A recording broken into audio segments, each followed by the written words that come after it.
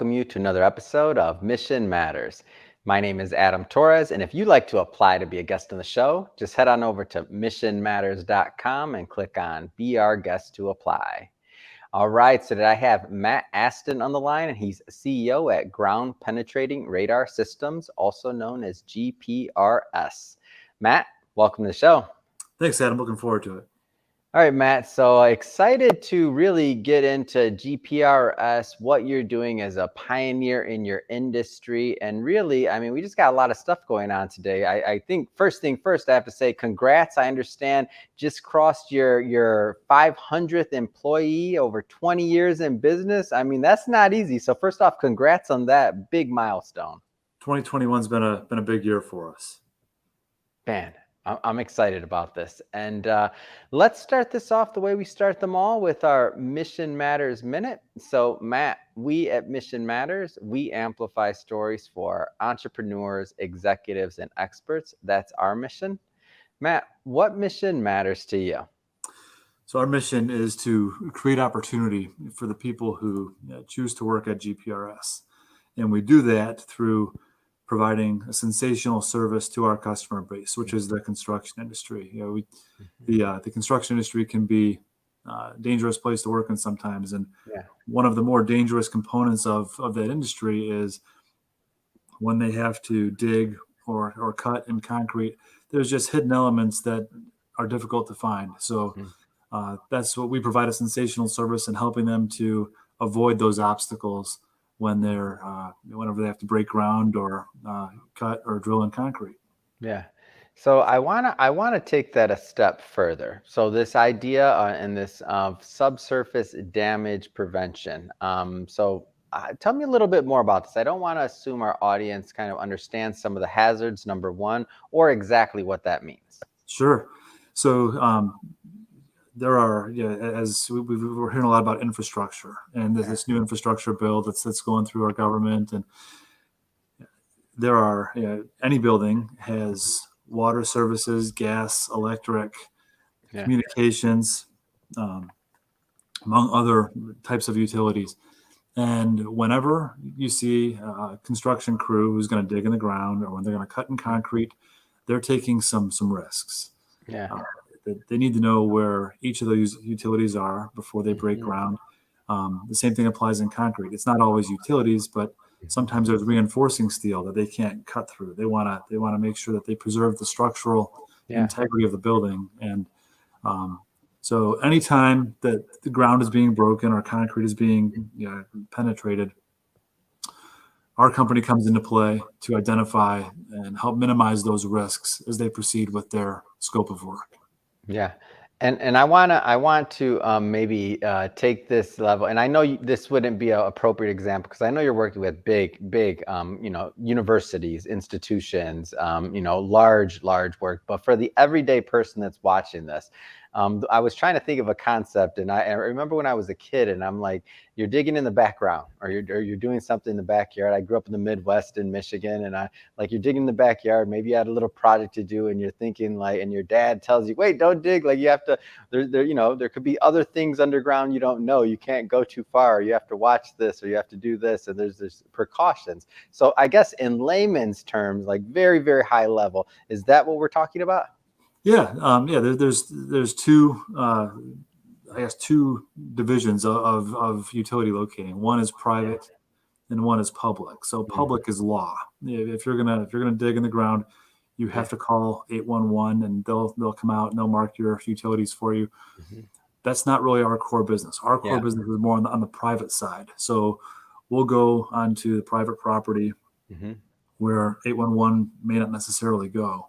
And that's the core of our business. About 70% of our revenues come from private utility locating. And so in founding this and working in this niche, like you're known as an industry innovator, and you're known as one of the pioneers there. Like, tell me a little bit more about that. So one of our part of our culture is we want to talk about widen the gap. We believe that we built a considerable lead over our competition in terms of our performance, in terms of our forward thinking, and we're really happy with where we're at. Yeah. but we're not content where we're at. And we think there's opportunity to do even better. Hmm. The title of our meeting today is The Road to 100% Subsurface Damage Prevention. Yeah. We are at 99.8% on the jobs that we do right now. And Wow. that's great, but it's not 100, right? Yeah. So we've got some improvements to make, and we think that it's a possibility. It's a lofty goal, but we think that there's a real opportunity for us to lead the charge in helping us realize 100% subsurface damage prevention. And so, as I mentioned in the opening of this, crossing over 500 employees, and so this is, no company can do what you do by themselves, and and it takes that whole team, it takes that company culture, that cohesiveness to pull off something like this. And that number that you just mentioned, over 98%, I mean, that's a big number. That's a huge number. I know the goal is 100. 99.8. Say it again one more time. It's 99.8. I'm sorry, 99.8. So Right. you know what I mean? Like, you're there. Right. Tell us a little bit more about the culture, and like internally, and like how that comes together. Yeah. So one thing that we say within GPRS is you cannot have an exceptional business if you don't have exceptional people.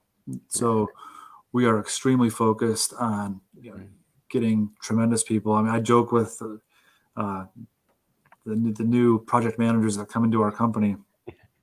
I always ask them, how many interviews did you have before you finally got the offer from us? And it's generally 5, 6 interviews, sometimes more, ride-alongs. We just want to be certain that we're putting a great person in front of our customer. It's a simple theory, but we said that better people are going to deliver better results. So we don't mess around when it comes to our performance on a job site. I mean, we're trying to solve some real problems, and we don't want someone who's going to be lax or they need to be completely focused on what they're doing when they're on site working for one of our customers. So there's a great deal of independence. I'd say we're very entrepreneurial, but at the same time, we are extremely unified in our effort. It's crazy, but we have got roughly 550 people in the company now. Wow. We've got people from Boston to Honolulu and Seattle to Miami, and basically every major city in between. Yet we're entirely unified in this pursuit of this 100% subsurface damage prevention. What an amazing story. I love to bring stories like this to my audience. And you actually took the words out of my mouth on this question. And I want you to go a little bit further on geographies. So like the areas you're covering, and really how you pull that off. So we started in Northwest Ohio. That's where we're based in Toledo, Ohio. That's where I grew up. And when I first started the business, I was nobody heard of it. That was the biggest challenge in building this company, was creating some awareness. Yeah. The people that had heard of ground penetrating radar when I first started doing sales, they thought it had to do with finding treasure or looking for archaeological artifacts, and you could probably use it for that. I'm sure people do use it for that, but our focus is really on the construction industry and minimizing our customers' risk with anything subsurface. But so we started in Ohio, and I quickly realized there's a lot more opportunity. When I started selling, I was going to construction companies and engineers in the Toledo area, and quickly realized, hey, there's way more opportunity up in Detroit, which is only 50 miles from where I live. So I started going up there to sell almost every day. And the first person we started getting a few jobs, and the first person I hired, he built us this website. And I'd tell this to his face, but it wasn't great, but it did the job. Yeah. And there was a company before Google was even prevalent, a company called Overture.com. Yeah. And they were the first pay-per-click advertising. So, we dabbled in this Overture.com and gave it a shot. and we started getting calls from all over the country. Wow. And I remember I was doing a job down in near West Palm Beach, Yeah. Florida, and it was at a Walgreens distribution center in Jupiter. And I was looking for a place to eat dinner one night, and I just drove down A1A down the coastal highway there. Yeah. And this is probably 2005, Oh, and wow. I just saw crane after crane after crane, and this is Yeah. crazy. They brought this 2-person company down from Ohio Wow. to do this job. They can't find anybody closer, and Whoa. I thought this is what we need to do. We need to put people in major cities all Mhm. throughout the United States, and that's how we're going to really grow this business. Wow. And so we did, and we got the Trump Tower job in Chicago in 2006. And Wow. when I was on that job, and we were still a small company, Yeah. five employees maybe in 2006. Mhm. I was reading a book at night. And Adam, have you ever heard of the book, The E-Myth Yes. Oh by, my gosh. I by love Michael that book. Gerber? If I would have read that book earlier in my life, I feel like I maybe wouldn't have had, the 15 business failures and finally getting to Mission Matters. I mean, love Mission Matters, but I just mean like recommend everybody read that book. Go So ahead, please. it's yeah, I would say it's one of the most transformational books for me personally. Totally. And the core principle in that book is that businesses either fail entirely or they fail to grow because the owner spends too much time working in the business and not Yeah. enough time working on the business. Mhm. And that's exactly what I was doing. I was still in the field. I was still doing these jobs every day. And we had a few other people that were working with me. But Mhm. while I was reading this book at night, I just had this realization. Yeah. This is what I need to do. I need to remove myself from the field and focus on growing the business. Mhm. And so I committed at the beginning of 2007 that I was going to come out of the field to focus on growing GPRS. And Wow. I started in sales, where I would be in Chicago, Detroit, Cleveland, Mhm. Columbus, Cincinnati, Indianapolis, or Mhm. Toledo every day. And I'd just be selling. I wouldn't even have appointments lined up. I would just drive to the city and look for job sites or look for tower cranes. And I'd put my hard hat and safety vest on and Yeah. walk onto the job site and make the construction team aware of the service that I was performing. And Wow. it didn't take long before we started getting calls like, "Hey, you were here a couple weeks ago, and now we're gonna dig, and we could use your service." And Whoa. um, it changed the game. And then we started expanding, and Mhm. from 2008 to 2010, I Mhm. think we averaged almost one new city per month. Uh, we would just drop people into Charlotte, then we drop them into Raleigh, then we drop them into I don't know, Denver, and Yeah. now we have people in 53 cities. It's been great. What an amazing story. And come on, man, you were cold calling. That's old school cold calling. You said I didn't even have an appointment. I saw a crane and I went to it. Like there's some entrepreneurs out there right now that are watching this that are maybe have an idea, they have a business or something that they're looking to get out there. And I'm just saying, like, wow, my mind's blown on this one. What did you do? You didn't have an appointment. Drive to the city and go. Like when you talk about having passion behind what you're doing and determination and belief, like I can't think of anything more when I hear that story. So Chicago's a 3.5 hour drive for me. And I would go there and I wouldn't let myself come home until I made 15 stops at construction sites. So I had to get to 15, and I had to talk to somebody at each of the 15 before I could. I mean, I wasn't just Yeah. walking into the trailer, dropping a business card off and getting back in the car. I wanted to talk to someone and really try to advance the awareness of the Yeah. services that we provide.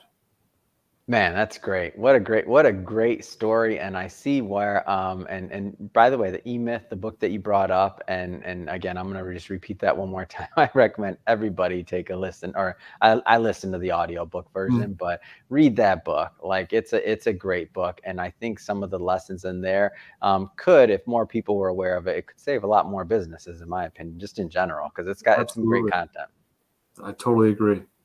So going further, let's go a step further into GPRS. So obviously phenomenal growth on this road to 100%. Like what's next? Like what are some of the things and some of the vision that you have? You're in over 50 cities, as you mentioned. Like what's some of the vision going forward? So our customers, they all have really the same problem. Hmm. They don't have a good solution for what's underground. Yeah, If they did, we wouldn't need to exist. yeah, So we've developed some ideas around hmm, building this database, at each of the sites that we work at, where they can go in and they can see all of our findings at yeah, any time. You know, right now, if you take a typical university, they have yeah. sets of plans, and they have a master set of plans that show their utilities, but they're generally not accurate. Mm, There's a lot of data is outdated, hmm, or it's incorrect. A lot of stuff doesn't make it onto the drawing. yeah, Sometimes it's as designed, not as it was actually built. hmm. So, and some of the other knowledge rests in the brains of the 30-year facilities guy, who's at some Wow. point is going to walk off that campus for the last time.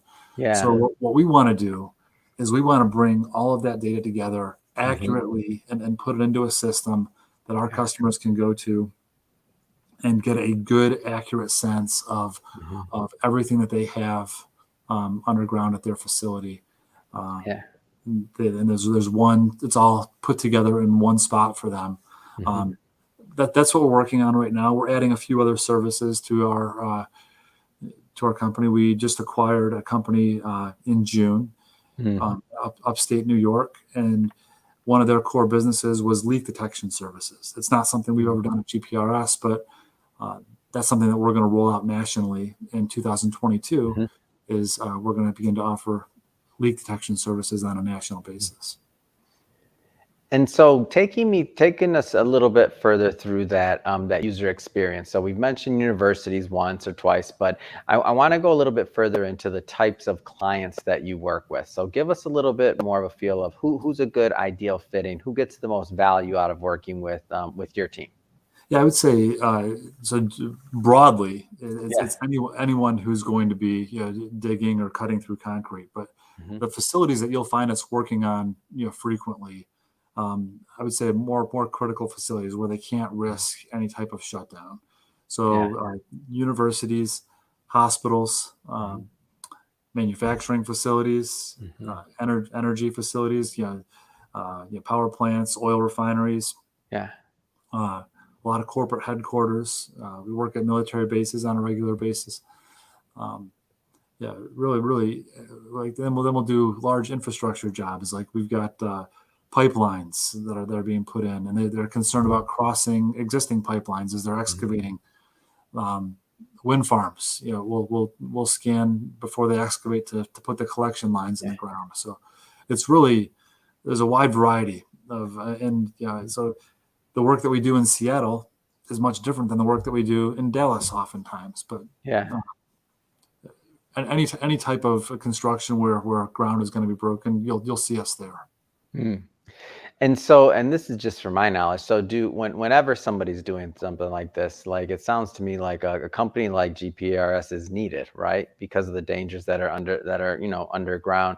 And so, that being said, if they're not, I'm just curious about the alternative. So if they're not using a company like that, like how's that normally done? They're just basically referencing the plans and hopefully they're right, or like give me a little bit of a feel for that, because it seems like GPRS or a company like that is the obvious, like you'd want to do that at all times. But give me a little bit of a feel for that. So I tend to agree with you, but I may be a bit biased. I'm all The, right with it. You can be biased.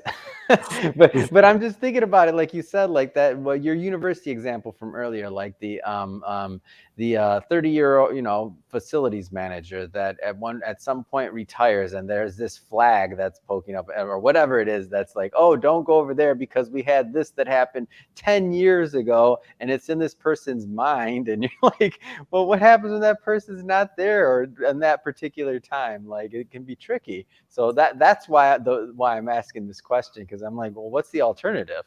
Yeah, our average fee is generally between $1,000 and $2,000, depending Yeah. how long we're on site, and the costs that we prevent, Yeah. the potential damages that we prevent could be easily seven figures. Yeah. When you consider the direct repair cost, but then also all of the indirect costs, for downtime.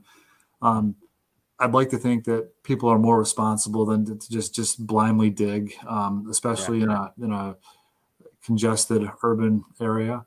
But Mhm. it does happen. But as you said, they may rely only on 811 and not hire a private utility locating company like GPRS, Hmm. or they may just use 811 and then look at the plans to see if there's anything around. But Yeah. more often than not, they're going to be surprised if they do that.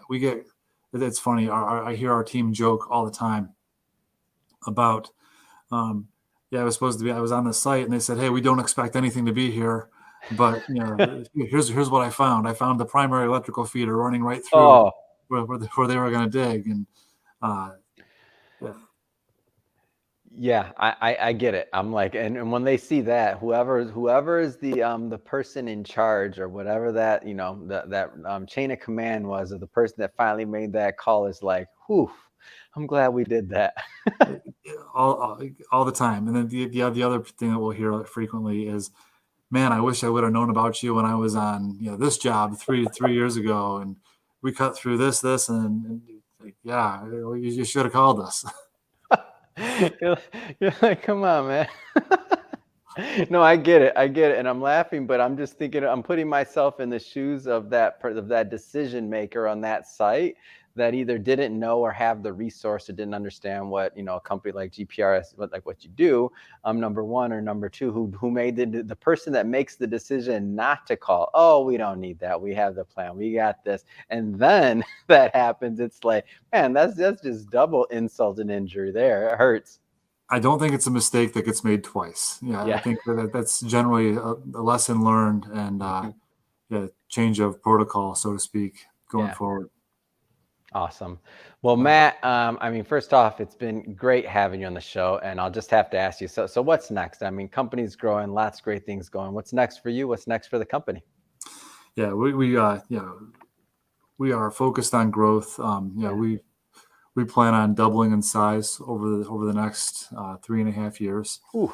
and so we'll be close to 1,000 employees at that point in time. I don't plan on leading us outside of the United States, but Yeah. we've certainly got a lot that we can do here. We had a study done by McKinsey a few years ago that said only 30 to 35% of our potential customer base knows that we exist. So there's still Wow. tremendous opportunity for growth. We're looking for great people to join Yeah. our team. We want to build out. We want to continue to innovate and build this out. Look for additional services that we can run that Yeah. you go hand in hand with preventing that subsurface damage prevention. So Fantastic. that's where we're focused. It's awesome. I love bringing success stories like this to my audience. So that being said, if somebody is watching this and they do want to learn more, and to connect with your team, what's the best way for them to do that? The best way to get in touch with us is to just go to our website. We're on, I think, all the social Yeah. platforms, but there's more and more all the time. But if you just Google GPRS, or our website is gp-radar.com. So the dash is a hyphen, gp-radar.com. Fantastic. And we'll put all that stuff in the show notes so that my audience can just go click on it, make it real easy and simple. So we'll take care of that for you. And speaking of the audience, if you're watching this for the first time and you don't know what Mission Matters is about, so Mission Matters is all about bringing on entrepreneurs, experts, and executives, and really having them share their mission, how they're adding value to the marketplace in the world, and like why do they do what they do. Our idea is to get content out there that inspires and educates. If that's something that you're into, definitely hit that subscribe button. We have many more mission-based entrepreneurs, executives, and experts coming on, and we don't want you to miss a thing. So again, hit that subscribe button. And Matt, really, it has been a pleasure. Congrats on the over 20 years in business, over 500 employees. You're providing opportunity, value. You're helping lives. You're creating. You're definitely providing value in the marketplace, especially when that person that's in charge connects and has that very small expense of what you do versus the potential of a very big expense of making a mistake or being the one that calls that shot that unfortunately may not be the best. So again, really appreciate you coming on the show, Matt. I really enjoyed talking to you, Adam. Thanks a lot, and I appreciate the opportunity.